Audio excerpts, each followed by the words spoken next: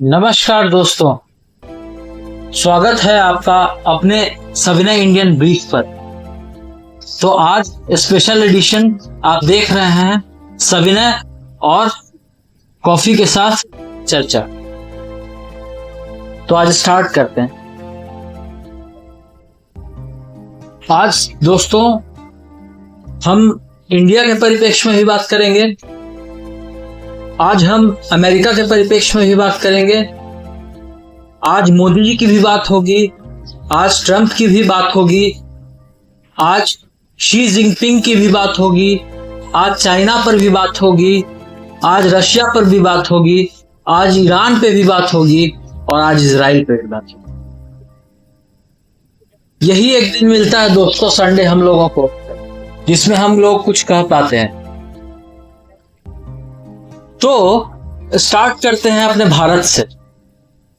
हम जान रहे हैं कि मोदी जी जो हैं वो विजिट पर हैं, विदेशी विजिट पर हैं, और वो नीदरलैंड्स में जब थे तो मोदी जी ने कहा, मोदी जी ने 3 बातें कही कि हमें संभलने का जरूरत है, हमें संभलने का जरूरत है, क्योंकि 3 चीजें ऐसी हैं जो मानवता को संकट में डाल सकती।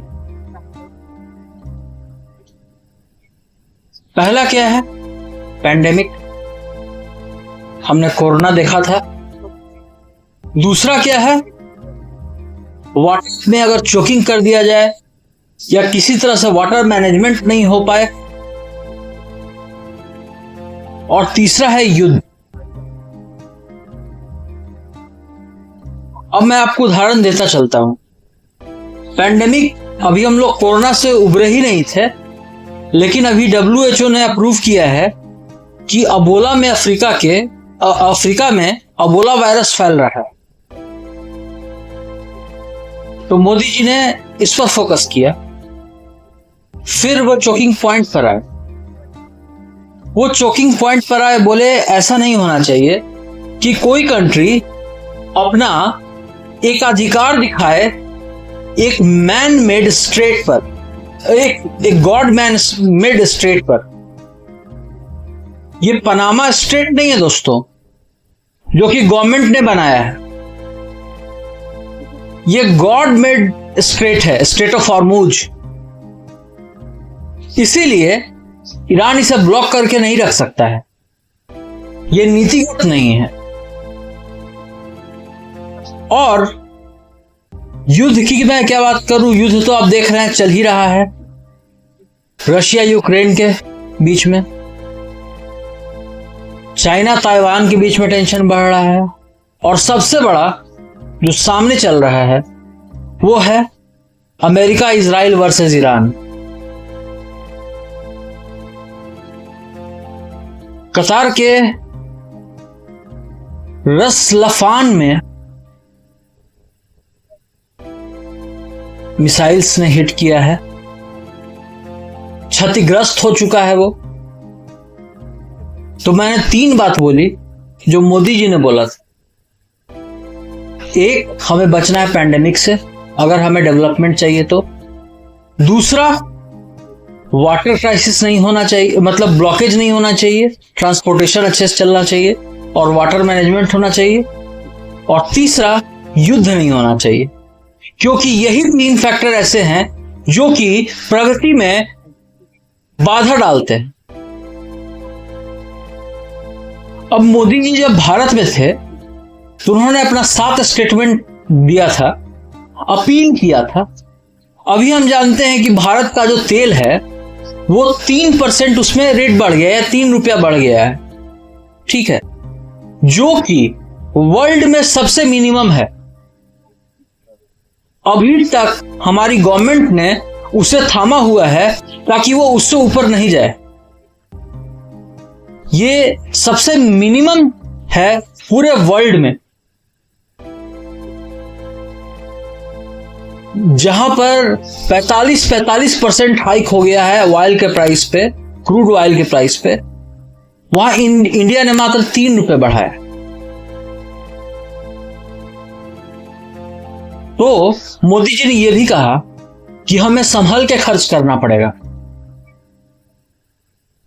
हमें संभल कर खर्च करना पड़ेगा, हमें डॉलर पे ज्यादा खर्च नहीं करना पड़ेगा और हम अपनी जरूरत की सामान खरीदें, लग्जरी की सामान अभी खरीदे नहीं, यह समय नहीं है लग्जरी की सामान खरीदने, और फॉरेन ब्रांड्स की सामान को थोड़ी देर के लिए तत्काल में रोक दे। यह मोदी जी का अपील थी। मोदी जी ने कहा कि पैंडेमिक, चोकिंग पॉइंट और युद्ध दुनिया को 10 साल पीछे ले जा सकती है। भारत ने अपना तैयारी कर लिया है। मैं पूछता हूं, क्या दुनिया तैयार है इस तैयारी के लिए? हम तो फिर भी संभल जाएंगे। एक शेर है दोस्तों, तुम मेरे साथ चल नहीं सकते, मेरे गम के छाए में पल नहीं सकते, मैं गिरा तो संभल भी सकता हूं, तुम गिरे तो संभल भी नहीं सकते।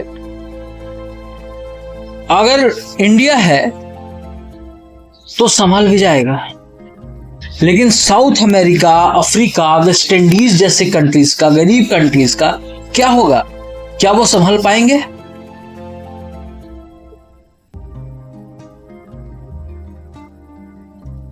क्या वो संभल पाएंगे? वो 10 साल पीछे चले जाएंगे दोस्तों। चोकिंग से क्या हुआ है? हॉर्मुज के चोकिंग से जो फर्टिलाइजर्स थे जो कतार से आते थे वो आना बंद हो गए, यूरिया आना बंद हो गया है, फर्टिलाइजर्स का आना कम हो गया है 6%। तो आप मान के चलिए 6% फूड क्राइसिस भी आएगी। लेकिन इस विपरीत परिस्थिति में भी पहले हमारा अनुमान था कि हम 7 से ज्यादा 7.4% से हमारा ग्रोथ होगा, इकोनॉमिक ग्रोथ, लेकिन अभी भी 6.3 to 6.4 बढ़ेगा हमारा इकोनॉमिक ग्रोथ, जो कि पूरे वर्ल्ड में सबसे ज्यादा है।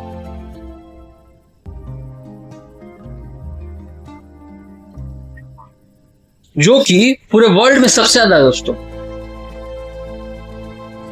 और मैं आपको बताऊं दोस्तों, गीता में लिखा है धार्यति इति धर्मा। धर्म वो है जो धारण करने योग्य हो, और धारण करने योग्य क्या है? शांति। इसलिए जब रशिया यूक्रेन का युद्ध चल रहा था तब भी हमारे प्रधानमंत्री माननीय मोदी जी ने कहा था यह बुद्ध का समय है, युद्ध का नहीं। उन लोगों ने नहीं माना, लड़ाई बढ़ती गई और लड़ाई इस सीमा तक चली गई कि यूक्रेन तो डिवास्टेट हुआ ही, it also devastated many parts of Russia. So in the battlefield, in an operation, in a war, nobody is a winner. Both sides lose something. कोई जीतता नहीं है युद्ध में, दोनों साइड में से दोनों को नुकसान मिलता है, और यह शाश्वत सत्य है। जितना कि मृत्यु सत्य है, यह बात भी उतना ही सत्य है। यह हमारे पूर्वज चाणक्य ने कहा था कि युद्ध में कोई जीतता नहीं,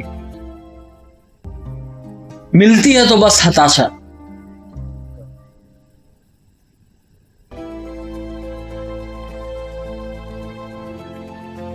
अब देखिए दोस्तों, जब मोदी जी यूएई में थे तो मोदी जी ने अपने स्ट्रेटेजिक ऑयल रिजर्व के लिए 30 बिलियन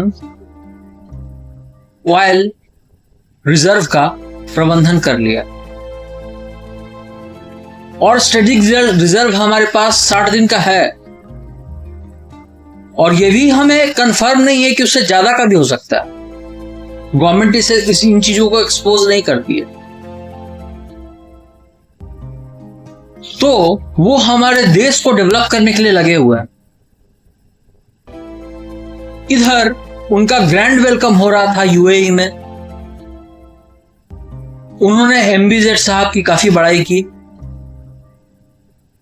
उन्होंने माना कि हमारे 50 लाख भारतीय जो वहां पे यूएई में हैं, आपने उनका अच्छा ख्याल रखा है। भूरी भूरी प्रशंसा की उनकी, उनको साधुवाद दिया। जब वो वहां थे तो उसी समय एक और घटनाक्रम चल रहा था। वो घटनाक्रम यह था कि अमेरिका उस समय चाइना में था। I mean Trump was in China. Trump China में थे, और जैसा कि आप उनकी लफाजी के बारे में जानते ही हैं कि वो बदतमीज हैं। उन्होंने जब एमबीएस को इतनी गंदी वर्ड से, मतलब मैं बोल नहीं सकता, बहुत बुरी शब्द का इस्तेमाल किया था उनके लिए।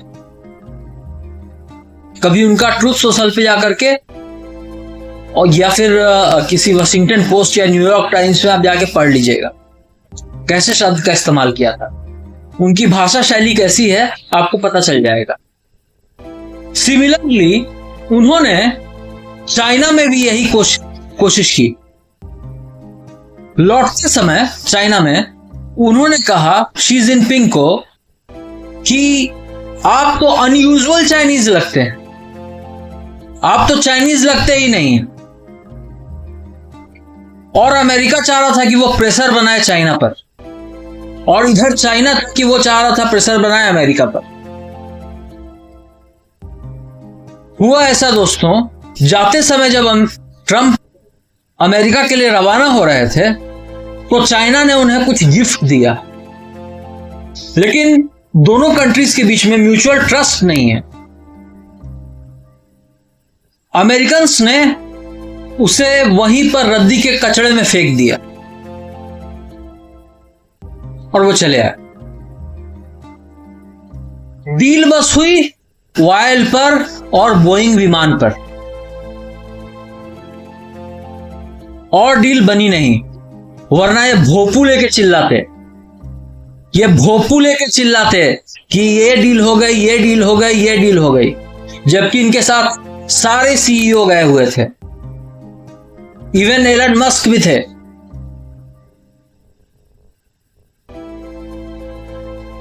वेंजेट के भी सीईओ थे। लेकिन एक समीकरण सध गया। वो समीकरण ऐसा है दोस्तों जिससे इंडिया भी बेनिफिट ले सकता है। अमेरिका ने कहा, और ये बात भीतर की है, समझने की है, बिटवीन दी लाइंस की है, कि मैं जरा सा अपनी नजर ताइवान से फेर लेता हूं तो आप ईरान की मदद करना छोड़ दीजिए। अगर ऐसा होता है तो इंडिया भी ताइवान से नजर फेर लेगा और फिर बोलेगा कि आप पीओके पे नजर फेर लीजिए। आप पीओके पे नजर फेर लीजिए, बंद कर लीजिए अपनी आंखों को। पीओके पे क्या हो रहा है, नहीं हो रहा है, वो हमारा मैटर, और उसे हम निपटाएंगे। तो ये हो रहा था उस बीच में जब ट्रंप शी जिनपिंग से मिल रहे थे। उन्होंने कहा कि आप उनको जीपीआरएस जो आप, या फिर एम्यूनेशंस जो आप दे रहे हैं ईरान आईआरजीसी को, वो बंद कर दीजिए, और हम ताइवान के बारे में आपसे कोई सवाल नहीं करेंगे। You have free hands for the Taiwan. That's what Donald J Trump told. अब क्या होता है दोस्तों कि इस बीच में इजराइल बहुत ज्यादा फ्रस्ट्रेटेड था। फ्रस्ट्रेटेड होने का कारण भी है, कारण यह है कि इनके पास उतना मिसाइल नहीं है IRGC के पास कि वो अमेरिका भेज करके मार सके, लेकिन इजराइल तो बहुत नजदीक है, उसे ये जब चाहेंगे अटैक कर सकते हैं। और परमाणु बम बन गया तो इनका विकल्प यही रहेगा कि पहले इजराइल को खत्म करते हैं।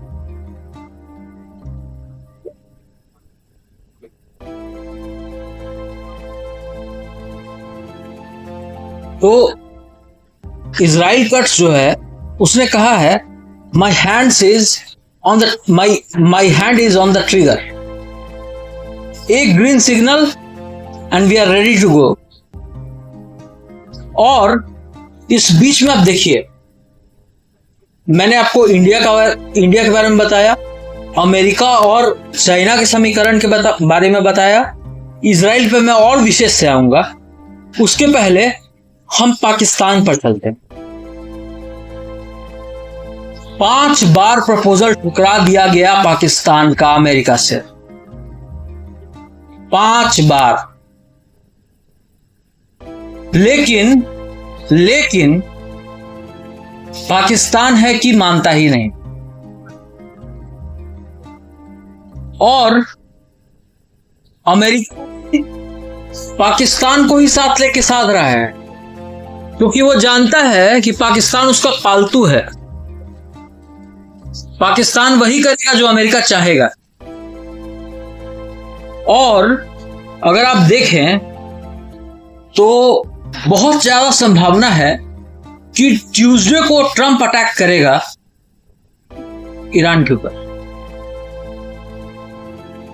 ऐसे कयास लगाए जा रहे हैं कि ट्यूसडे को, शायद ट्यूसडे के बाद या ट्यूसडे को संभवतः अटैक हो सकता है।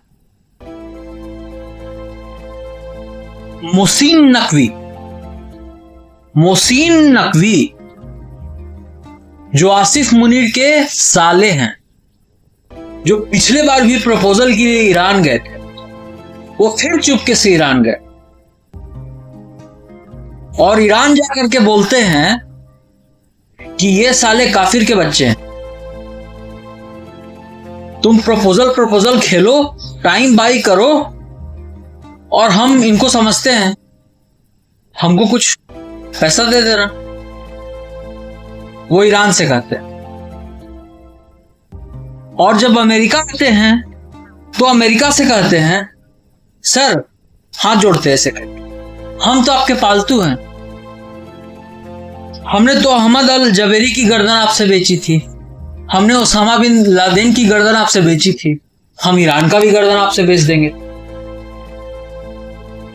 मतलब ये कहीं के नहीं है। और ये मुसलमानों के तो बिल्कुल नहीं है, क्योंकि ये हर वो काम करते हैं जो इस्लाम धर्म में मना है। ये दो, आसिफ मुनीर, शहबाज शरीफ, केवल कुरान की आयतें पढ़ देने से कोई बहुत बड़ा वो नहीं, स्कॉलर नहीं हो जाता। कहा जाता है even devil can coat the Bible. तो आसिफ मुनीर का जो किरदार है वो बहुत रहस्यमयी है। तो ये चल रहा था दोस्तों, और इस बीच में जब ये सब चल रहा था तो अब मैं आता हूं ईरान पर। यहां पर क्या है कि जो जितना बड़ा हार्ड लाइनर है वो उतना बड़ा नेता है।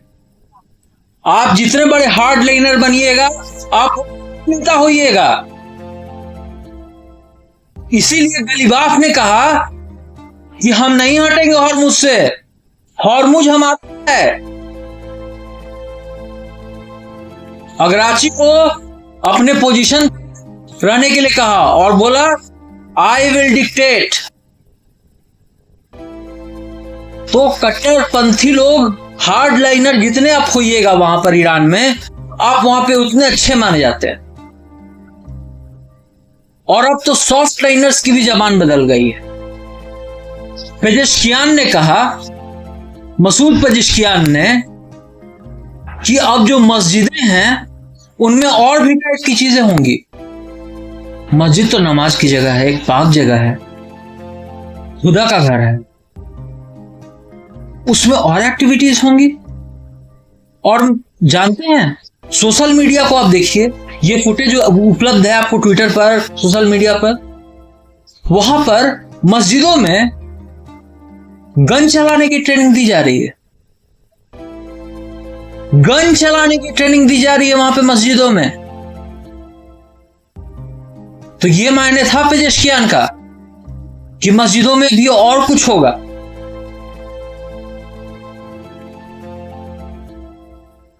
और मैं आपको बताता चलूं कि इस बीच में, अब मैं आता हूं इजराइल पर।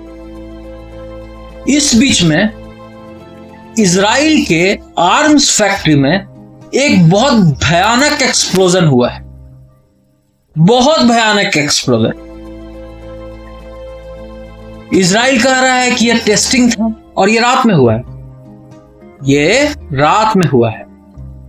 इजराइल कह रहा था कि यह टेस्टिंग था। 3 प्रोबेबिलिटीज हो सकती हैं, या तो यह टेस्टिंग था, या फिर एक्सीडेंट था, या फिर ईरान ने इसे कराया है। अगर इसमें ईरान का हाथ होगा तो इजराइल उसे छोड़ेगा नहीं। लेकिन इजराइल की बात भी मानने से पहले कि यह टेस्टिंग था, जरा हमें सोच लेना चाहिए, मतलब बिटवीन द लाइंस पढ़ना चाहिए। अगर यह टेस्टिंग था तो टेस्टिंग तो मॉर्निंग में होती है, और आपका उस समय शहबाद वीकेंड चल रहा था, जो कि आप लोग सेलिब्रेट करते हैं यहूदी लोग। तो केवल ये कह देना कि एक टेस्टिंग के कारण इतना बड़ा एक्सप्लोजन हुआ आर्म्स फैक्ट्री में, गवर्नमेंट आर्म्स फैक्ट्री में, ये मेरे दिमाग को सही नहीं लग रहा है। कुछ तो छुपाया जा रहा है, कुछ छुपाया जा रहा है। अब देखिए, चाइना का प्रायोरिटी है ताइवान। ताइवान के लिए वो गिव अवे कर देगा ईरान को, और अमेरिका गिव अवे कर देगा ताइवान को, और टेक अवे और ले लेगा ईरान को। तो ईरान दोनों साइड से गया। और दोस्तों, यहां पर एक और बात है, रशिया पे आते हैं। पुतिन अब जाएंगे चाइना के विजिट पे। अब पुतिन का क्या है, पुतिन कह रहे हैं कि आपने, ट्रंप ने, मतलब it is between the lines, Trump ने जो सेटिंग बैठा के आई है चाइना में, वो सेटिंग बैठाने जा रहे हैं यूक्रेन के लिए। और ट्रंप के साथ सेटिंग बैठाएंगे कि वो यूक्रेन पे जब अटैक करें तो ट्रंप चुप रहे। मतलब 3 बड़ी कंट्रीज और खेल चल रहा है। ये गोल्फ का गेम चल रहा है दोस्तों। यहां पे सबसे क्लियर विजन इजराइल का है। इजराइल क्या चाहता है? इजराइल में 2 धड़े, एक मोसाद, एक आईडीएफ। मोसाद बोलता है कि हमें लीडरशिप को चेंज करना है, रिजीम को चेंज करना है, और आईडीएफ बोलता है नहीं, हमको इनके इनरिच्ड न्यूक्लियर से मतलब। तो आप डिसाइड कीजिए कौन ज्यादा सही है। मेरा राय है कि मोसाद ज्यादा सही है। इजराइल चाहता है कि लीडर को एलिमिनेट करें, क्योंकि मुस्तफा मान नहीं रहा है। लिटिल लाइफ लेफ्ट वाला मुस्तफा मान नहीं रहा है, कट्टरपंथी है ना, नहीं मान रहा है। और आप समझिए कि लीडर्स को एलिमिनेट करने वाला काम, घर में घुस के मारने वाला काम, ये इजराइल ही कर सकता है। ये अमेरिका के बूते की बात नहीं है। क्यों नहीं है? क्योंकि जब बॉडी बैग्स जाने लगेंगे अमेरिका, तो ऐसा देखा गया है हमेशा कि जब बॉडी बैग्स जाते हैं अमेरिका, तो अमेरिका के पीएम की रेटिंग काफी ज्यादा घटती है। डोनाल्ड ट्रंप की रेटिंग तो ऐसे ही अभी घटी हुई है। लेकिन इजराइल में ऐसा नहीं है, क्योंकि उनके पास अभी करंट थ्रेट है।